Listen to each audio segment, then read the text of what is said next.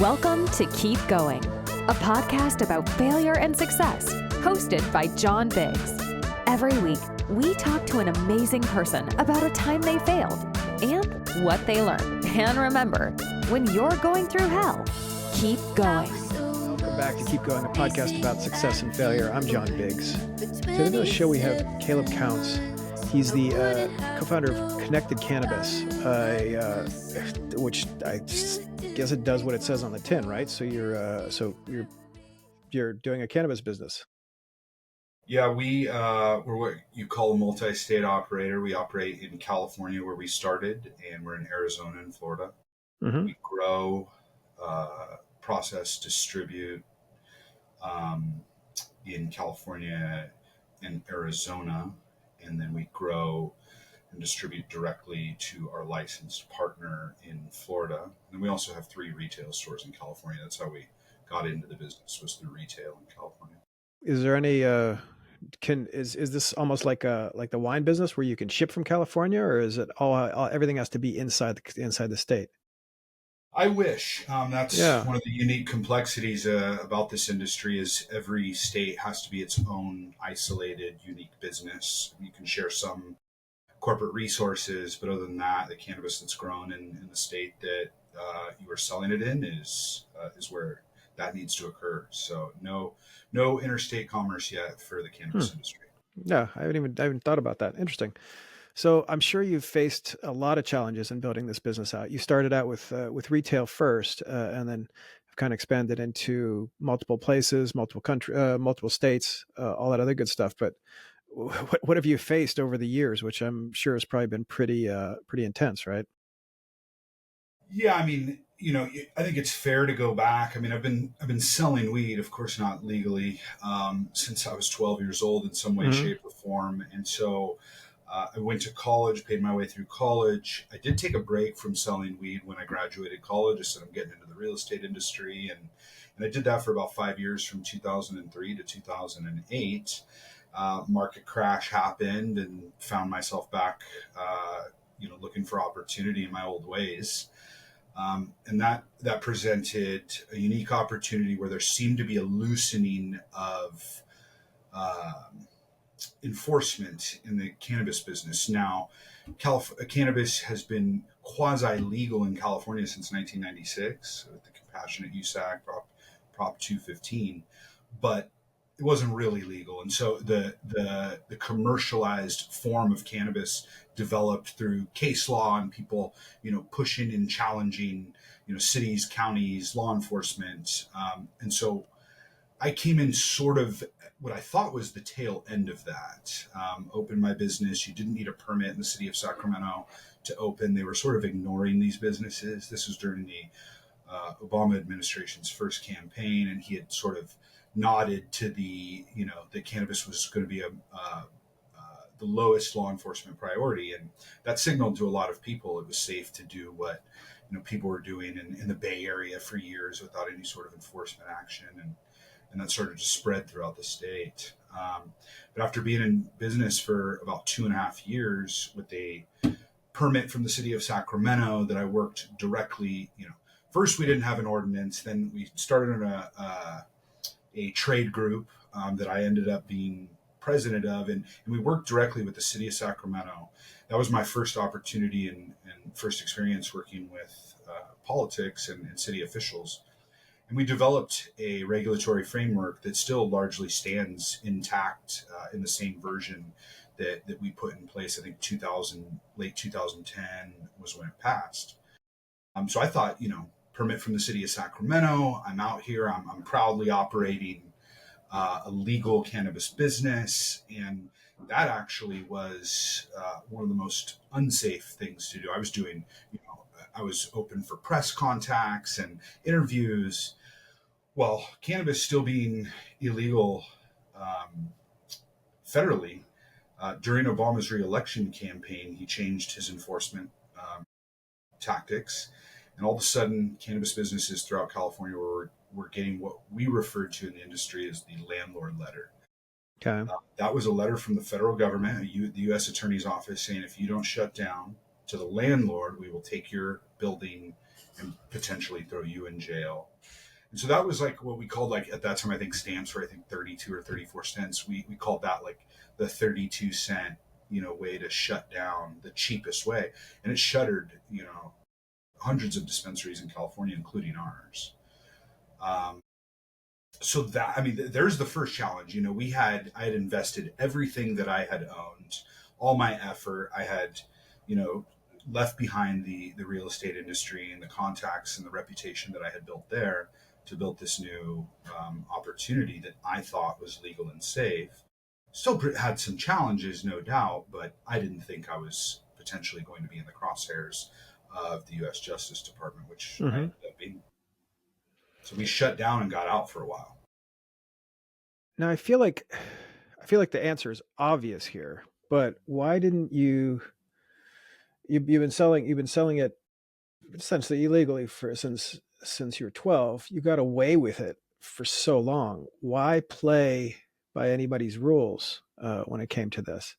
And the reason why I'm asking is thinking about an entrepreneur who might be doing something, not something similar, but maybe he's working in restaurant business and wants to open a catering thing just on the side or something like that, and they're afraid to do it for various reasons. It looks like you kind of said you had already been sort of or you already had abandoned the devil may care attitude and wanted to get legal. But why? I mean, quite frankly, to be able to do what I loved and was seemingly very good at, which was, identifying quality, product and then selling it, and without having to look over my shoulder or look out my blinds or every van that was parked in front of my house or apartment, wondering if that was the day that I was going to jail. That opportunity was extremely exciting. Mm-hmm. I had many sleepless nights, and, my trajectory of selling weed, while I'm not going to try to compare myself to some of the movies that have been made, it was very similar. Like, you start off small, like it's kind of fun and, making a little money. And then it's just like certain turns of events occur and you just find yourself in this trajectory that you can't really pull yourself out of. You don't want to, but you're going through a ton of crazy emotions. Like, you're thinking about the potential consequences of going to jail, but then you're looking, to the table in front of you, and there's tens of thousands of dollars in cash, and you're a teenager in college with, no one to answer to. Yeah. And it just kept growing, and it was really exciting. But when I left, it was kind of like a breath of fresh air. I was like, when I left to go to the real estate, I was like, I couldn't live like that for that much longer. That when you get to a certain point, the more the money comes, the bigger the risks get, and then you just can't stop. And all the movies end the same. Yeah. No one gets away. Was there ever a situation where you didn't? I mean, like, going to jail aside, is there ever a situation where you felt, I don't know, threatened by the business you were in? I mean, You're carrying cash, absolutely. right? Yeah, I mean, there was always stories. The people that helped bring me up taught me well. There's certain types of people, there's certain situations that you don't do. There's rules you don't break, and I followed those rules to the T. And I attribute that to that, and plus, luck to not falling victim to some of those issues. But yeah, people would get robbed and guns, pistol whipped, and one of my suppliers got pistol whipped and in his kitchen, and a gun to his face. And I mean, there was a lot of crazy stuff that was happening. I just felt like I kept my circle really tight and I followed the rules of those that taught me. But yes, I mean, it's like one eye open all the time. What could happen at any given moment? And luckily, I never faced those. But that at the end of my pot dealing career in college, I mean, I was dealing with a guy that, I mean, it's just straight out of the movie. He's got a gold tooth. He's got all these gold chains. He's got a cowboy hat, ostrich skin boots. He's talking about having people killed for $5,000. He's like, I mean, it was The full Breaking Bad kind of thing, right? It was crazy. I mean, I'm sure everyone's got a story like that that's been in the business, but I mean, it was pretty intense at a certain point. And leaving that behind, the losing the money sucked, but I couldn't, like I said, I couldn't live like that anymore.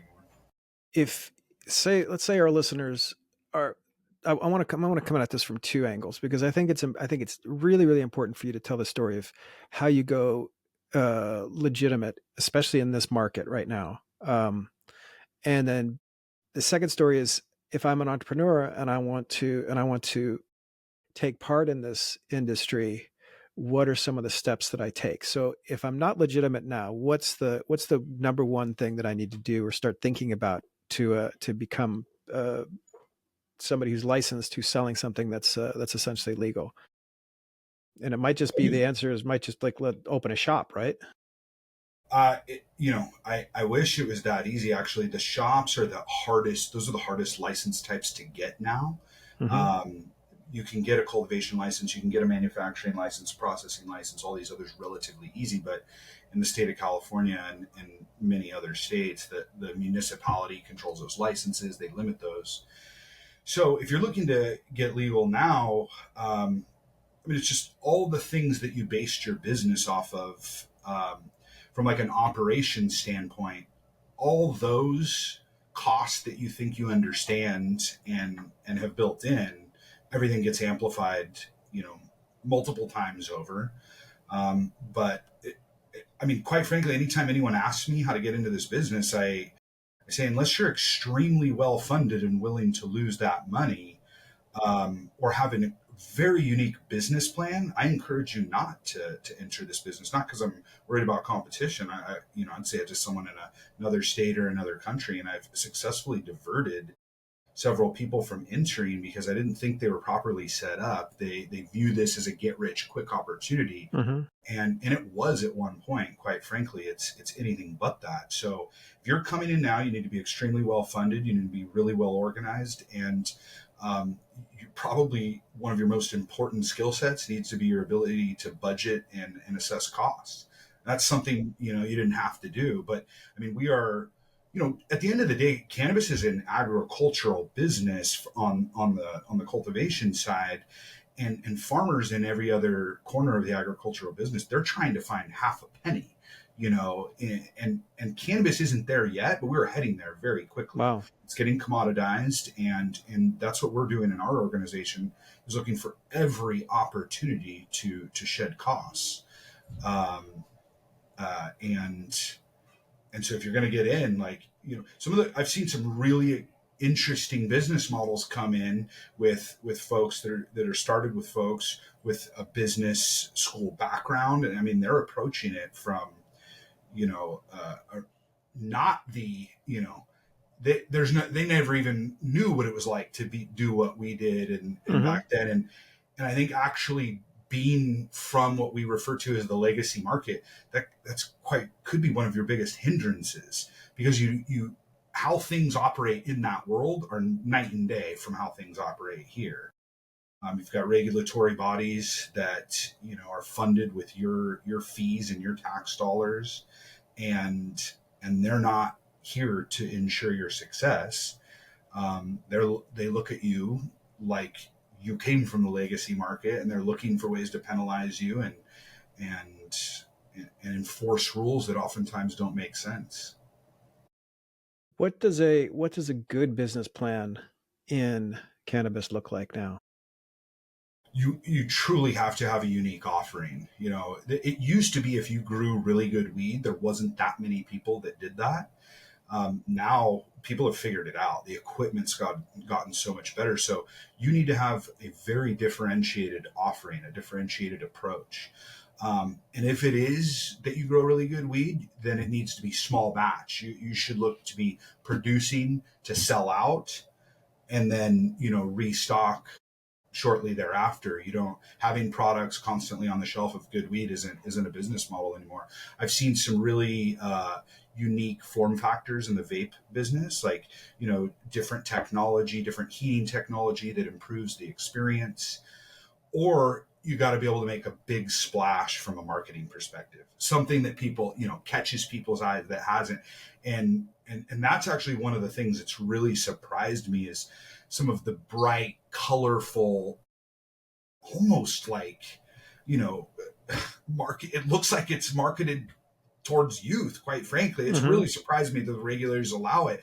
It's like, those are some of the companies that have exploded. And they're not known for quality, and they're not, they just come out with these really eye-catching marketing campaigns, and it catches a certain segment of the market, gets you as high as possible, and that's what that group seems to want to do. And that's a business plan these days, and it's not one that I understand or support necessarily, but it's been successful in more than one categories. Now, this is a question I ask a lot of entrepreneurs, but why did you keep going in this industry? I mean, obviously you hit this a small snag in 2008, right? With the real estate bubble. But why come back after being away? I mean, I've always had a desire to look risk straight in the eye and try to outmaneuver it. And I do have that skill set of assessing risk, assessing where the line is and going right up to it, maybe blurring it a little bit. So I'm one of those adrenaline junkies in my personal life and in my business. And so the opportunity to make money doing something that I love, that, at times was, scary, and it was appealing. And I was much younger. That was 15 years ago. Mm-hmm. I would not be pursuing. I would not be doing that. I have children. I have a family. Like, I didn't feel like I had anything to lose, but myself and some time in a jail cell. But now I've built a whole life. So that's what got me back into it, and the excitement of being part of history. I mean, this is what we are experiencing right now in the cannabis business is going to go down in the history books without a doubt. There hasn't been something like this that has gone from completely illegal, like you could get 20 years in prison for doing what I'm doing today, to now you're paying the government, now you're, lobbying the government, now you're, being put on stages at expositions to talk about what you used to do was illegal, and you're rewarded for that in this industry now. And that hasn't happened since alcohol prohibition. So I think it was all those things. What's your favorite part of the industry right now? I mean, it's absolutely brutal right now. The prices are being flushed. It's in a downward spiral, but that presents a challenge. So, I mean, one of the main reasons when I was in the real estate business, I was working for a nationwide home builder, selling new homes for them. But I came to work every day in a suit and a tie, and I sat at a desk, and I worked for, a company that had so many layers. I could never even, meet the people beyond my regional office. And that didn't interest me. Creating something for myself and being part of something unique and different and being a pioneer in it. I mean, that's a legacy. And I can't say I would have done a whole lot differently. I wish I maybe would have, but I don't think looking back I would have. And yeah, I mean, it's so the challenge is I wake up every day and it's like, what's going to come at us? Because no one wants us to win. Like if you look at the history of how the legalized cannabis industry has played out, every promise that's been made on the federal side by a president, or it's like all been, either pulled back or they've never acted on it. And so when you wake up and you go to work in the cannabis space, like, it's like, what's going to come next and how am I going to overcome it? And I feel good, knowing that I'm facing a challenge every day and overcoming it. And I know that because we're still standing. Nice. So you're saying you're not bored? Oh. Sometimes I long for some I think about some of those days. I'm like, no, I wouldn't trade it, but it would be nice to wake up and have a bunch of positive news, industry wide or in the market, and it just doesn't happen. We just got to get you back in that cubicle, put that suit back on, and you can sell some houses out in Fresno. Exactly. I can't go back to it. Okay. Well, this has been really cool. Where can people sample the wares, I guess? Connected Cannabis? Yeah, so we're in over 400 stores in California. We're in over 100 in Arizona, and then we're in all the True Leaf locations in Florida. But you can look at our website, .com. Yeah.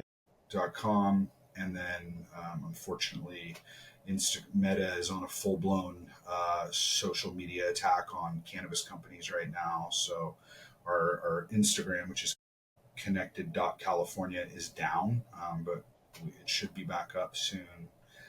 But we have our 3 stores in Northern California, so look us up online, and it should direct you. All right. Sounds great. Thank you, Caleb. This has been really enlightening. This has been Keep Going, podcast about success and failure. I'm John Biggs. We'll see you next week. Thank you for listening to Keep Going, a podcast about success and failure. Remember, Keep Going is entirely listener supported. If you're listening to this, please head over to keepgoingpod.com, where you can subscribe to the podcast for as little as $5 a month. This is a labor of love, and every little bit helps. Thanks for listening.